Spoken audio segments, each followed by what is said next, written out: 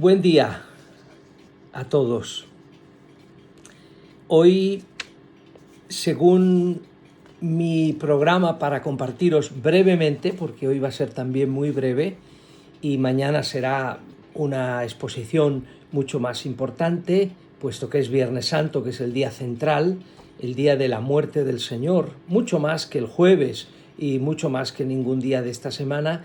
Lo más importante para nosotros de esta semana, que terminaremos el domingo, es que Jesús realmente murió con un sentido, con una razón, con un propósito, y que en nuestro vocabulario en castellano decimos Jueves Santo. Como sabéis, los evangélicos o protestantes europeos suelen decir el buen viernes.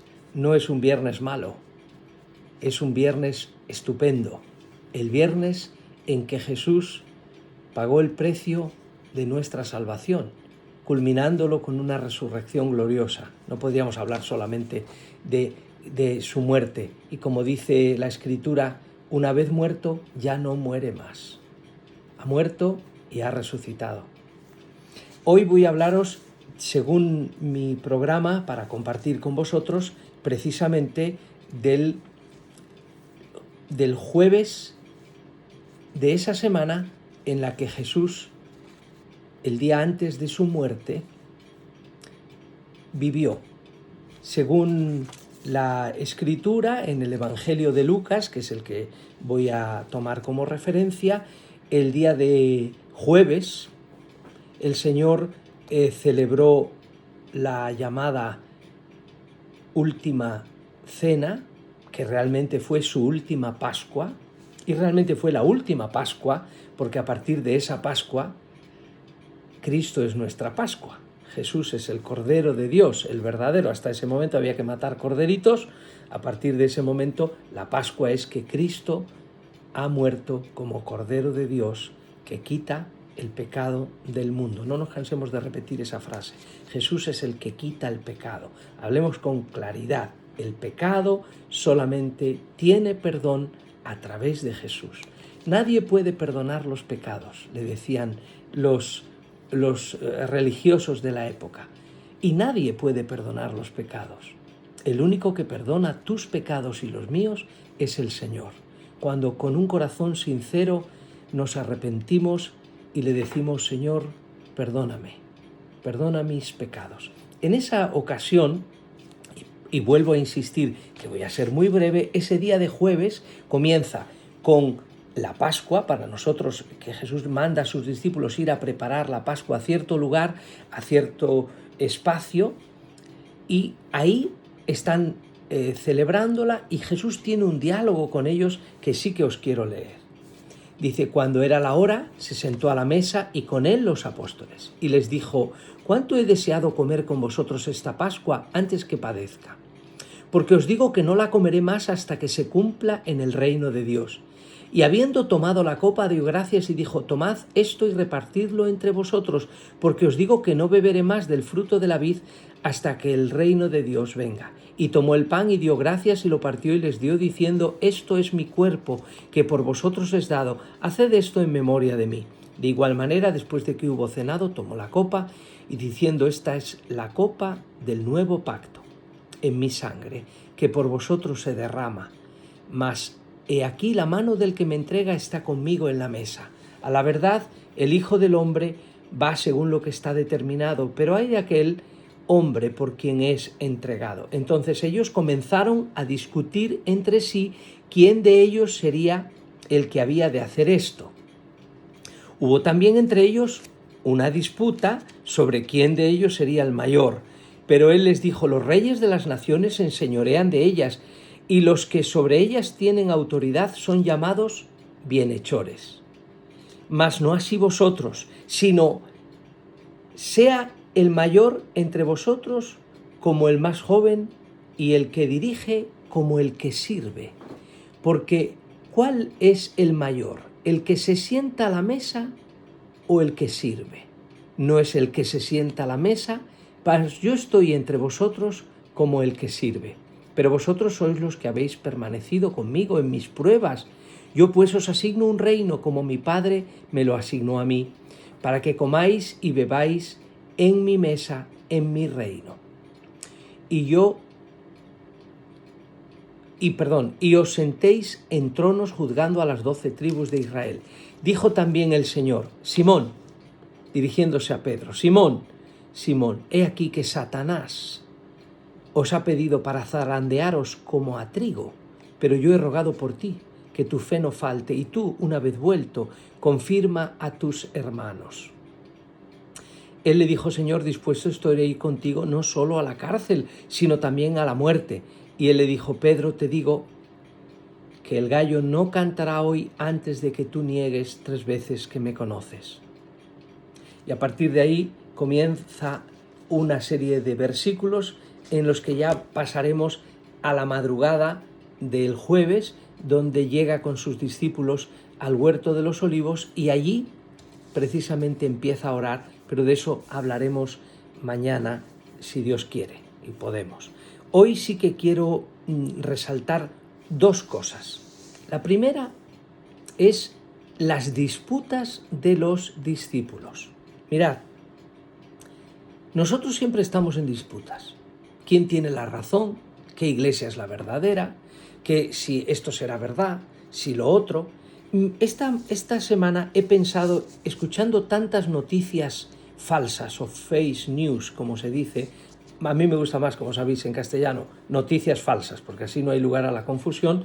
Las noticias que escuchamos o recibimos falsas, he escrito yo en mis notas, las creemos más según sean asuntos de los que estamos nosotros conforme. Es decir, hay una falsa noticia, pero coincide con lo que nosotros pensamos, con nuestras ideologías, con nuestras ideas, con nuestra fe, con nuestros partidos políticos, con lo que sea, la creemos, no la sometemos a juicio. Sin embargo, si llega una noticia que puede ser falsa o verdadera igualmente, pero es algo que a nosotros nos interesa, pues la damos por válida y la difundimos y la dispersamos por todas partes, la ponemos en el ventilador y brrr, ¿no? ¿Qué es lo que está pasando? Bueno,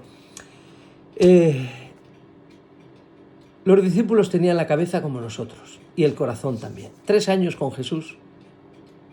3 años con Jesús daban lugar a pensar que Jesús iba a establecer su reino en Jerusalén, iba a ser el futuro Mesías, el Mesías deseado.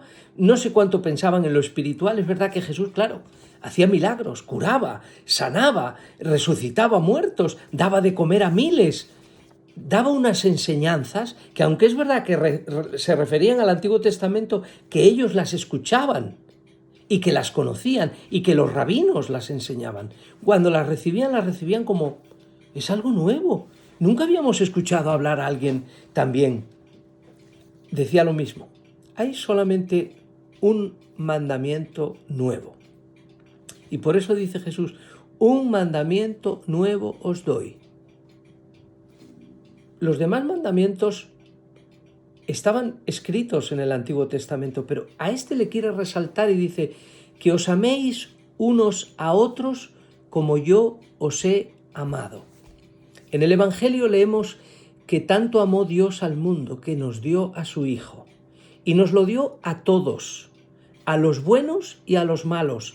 Él hace salir el sol sobre justos e injustos. Él hace que llueva para todos. Él permite, como dice Job, toda clase de bienes, y hasta parecen algunas injustas.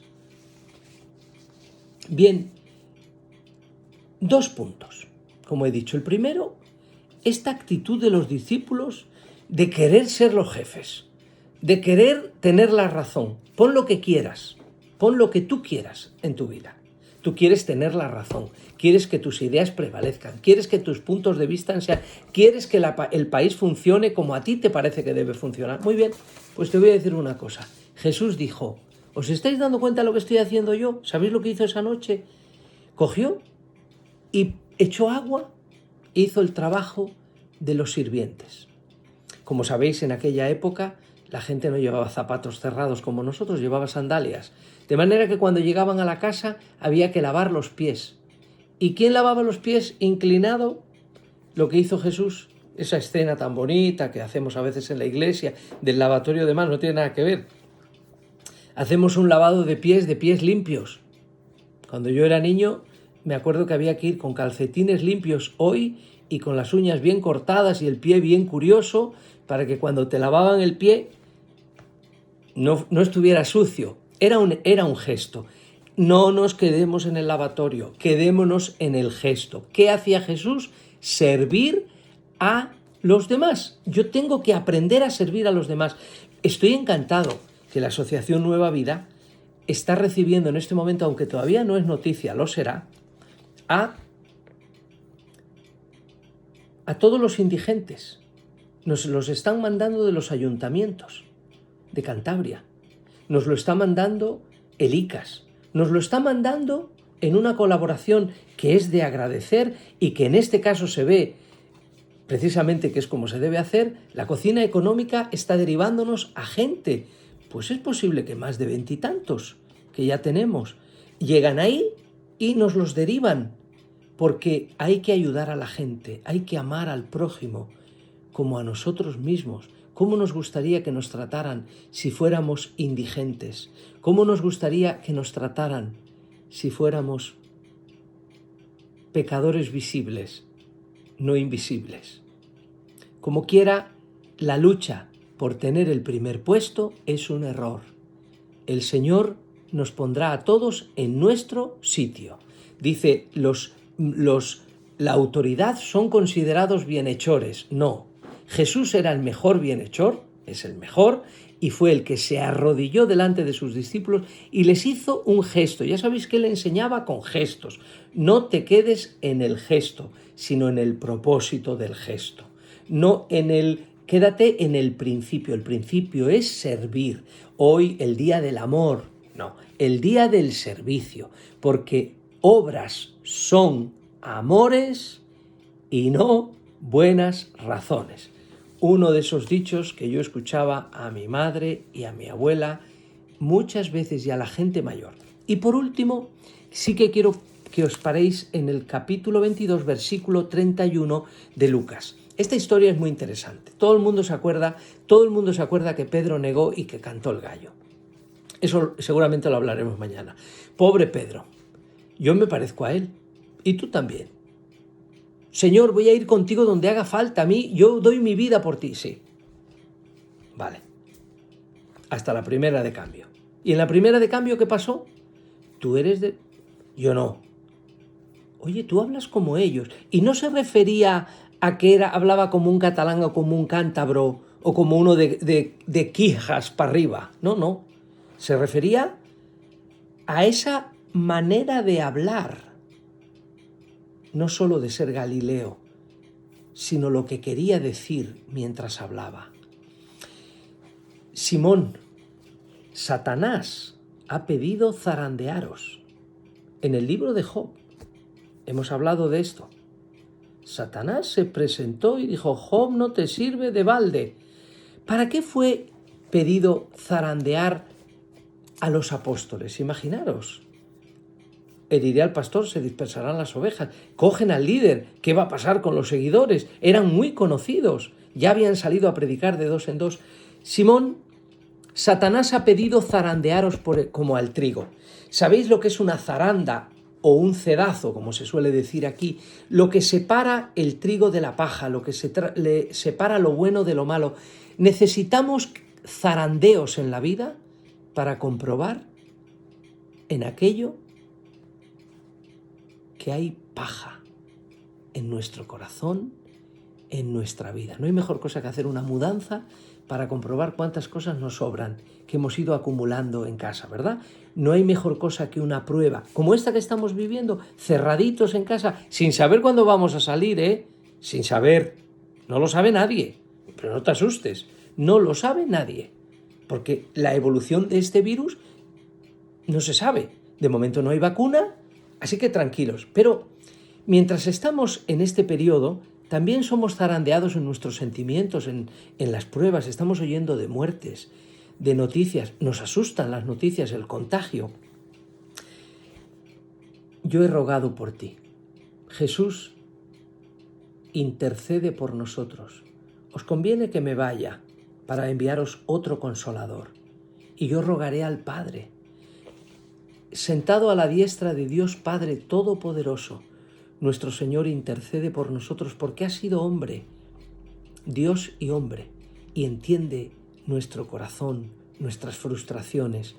Yo he rogado por ti. ¿Pero para qué he rogado por ti? Para protegerte de que no te mueras. No, yo he rogado por ti, Pedro, que luego sería martirizado años después, y los apóstoles, uno a uno.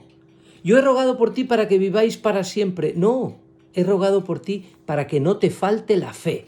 Este es el asunto. Y con esto terminaría. El Señor ruega que tengamos fe después de la prueba, después de la aflicción, después de los problemas. Yo he rogado por ti para que tu fe no falte. Señor, que no me falte la comida, no tu fe. Señor, que no me enferme, no tu fe. Para que sepas pasar por esa prueba, para que aprendas en esa prueba. Yo he rogado por ti para que tu fe no falte. Y después, cuando vuelvas, confirmes a tus hermanos. Pedro le costó mucho volver. El haber negado al Señor, aun después de verle resucitado, le costó mucho. El Señor tuvo que preguntarle 3 veces, ¿me amas? Y él lloró, porque yo creo que Pedro amaba mucho al Señor. Yo le amo y le fallo. Yo amo y fallo a la gente que amo. Yo estoy seguro que la gente que yo más quiero han tenido la frustración de mis fallos, de mis actos de egoísmo. No quita que los ame, no quita, para nada. Simón, yo he rogado por ti y por vosotros para que vuestra fe no falte. Eso fue lo más importante que pasó ese día en la vida de Pedro. Escuchó un mensaje de ese Jesús que le dio el pan y le dijo, esto es mi cuerpo, que le dio la copa y le dijo, esta es mi sangre. Escuchó también decir, Pedro, vosotros estáis a muchas cosas, pero yo voy a rogar para que tu fe no falte. Y esa es mi oración por vosotros también hoy y por mí mismo. Señor, no solo auméntame la fe, sino que mi fe no falte. Si Dios quiere, mañana, viernes, compartiré con vosotros la cruz, el día de la cruz, la victoriosa cruz de Jesús, un signo absolutamente vil y un signo de victoria. Que el Señor esté y sintáis su presencia con todos vosotros, y que su paz nos ayude a mantener la fe en Jesús. Dios os bendiga.